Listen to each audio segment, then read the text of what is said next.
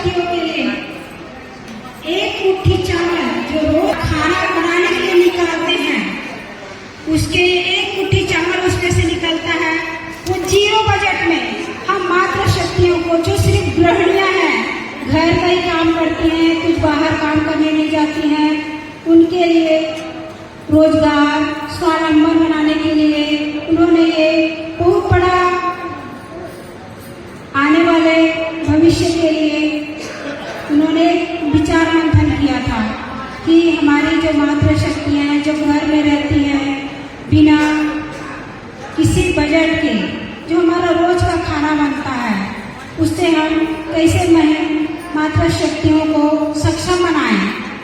तो हमको सिर्फ एक मुट्ठी जो रोज का खाना ज्यादातर, लेकिन जब चावल बनता है तो दादा मरकाम ने एक मुट्ठी चावल से गुरुवाना का महाकल्याण का नारा दिया था।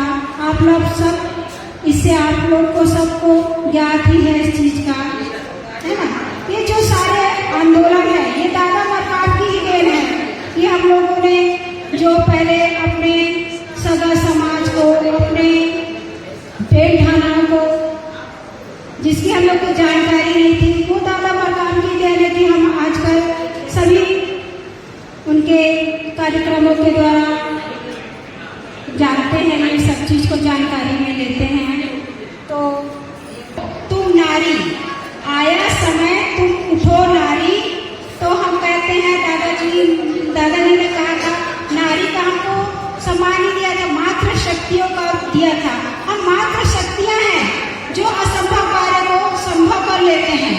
हमें इतना ज्यादा ये रहता है, शक्ति रहती है कि हम किसी चीज को अगर सोच लें तो उस चीज को पूरा करने के लिए पूरा ताकत छोड़ देते हैं।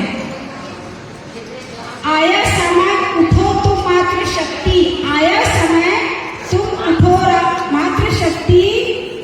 युग निर्माण तुम्हें करना है, युग निर्माण तुम्हें करना है। आजादी की खुदी नींव में तुम्हें प्रगति पत्थर भरना है, तुम्हें प्रगति पत्थर भरना है।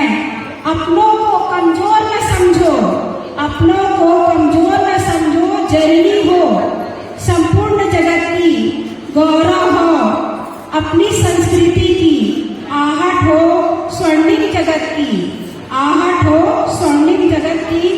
तुम्हें नया इतिहास देश का अपने कर्मों से रचना है। और मात्र शक्ति है, आप लोग सभी जानते हैं कि पूरा घर का काम करने के बाद भी हम लोग बाहर समाज को, अपने काम को देखते हैं। तो इससे ज्यादा और क्या कहूँ मैं, यहीं पर अपनी वाणी को विचार को मैं संस्कार को, परिवार के संस्कार को, मान सम्मान को, इज्जत को बचाए रखे थे। उसी तरह कोरोना आंदोलन में भी तमाम सब लोग चल रहे हैं। इसीलिए दादाजी चाहते थे कि समाज में संस्कार देना है।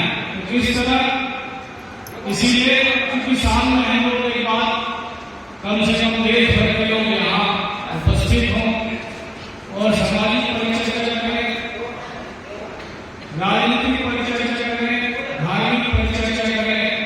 जब तक हमारे सामाजिक सत्ता नहीं आएगी, धार्मिक सत्ता की प्राप्ति नहीं होगी, राजनीतिक सत्ता की प्राप्ति नहीं